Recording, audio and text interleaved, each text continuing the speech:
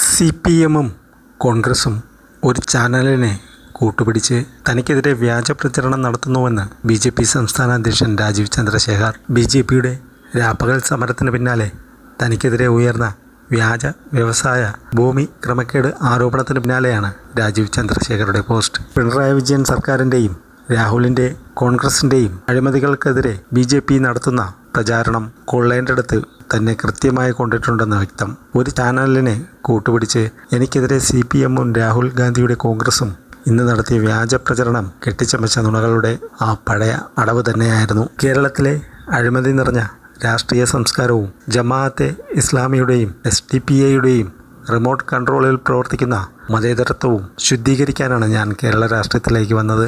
വാസവൻ്റെ ഇടനിലക്കാരിൽ നിന്ന് ദേവസ്വം ബോർഡുകളെയും ശുദ്ധീകരിക്കേണ്ടതുണ്ടെന്നും ഏതാനും ആഴ്ചകൾക്ക് മുമ്പ് തിരിച്ചറിഞ്ഞതാണ്.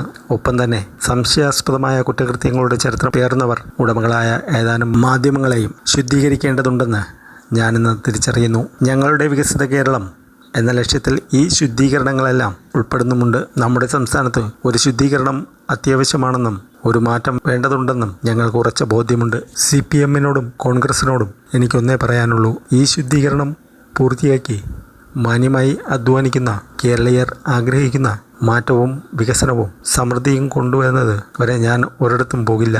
രാജീവ് ചന്ദ്രശേഖർ.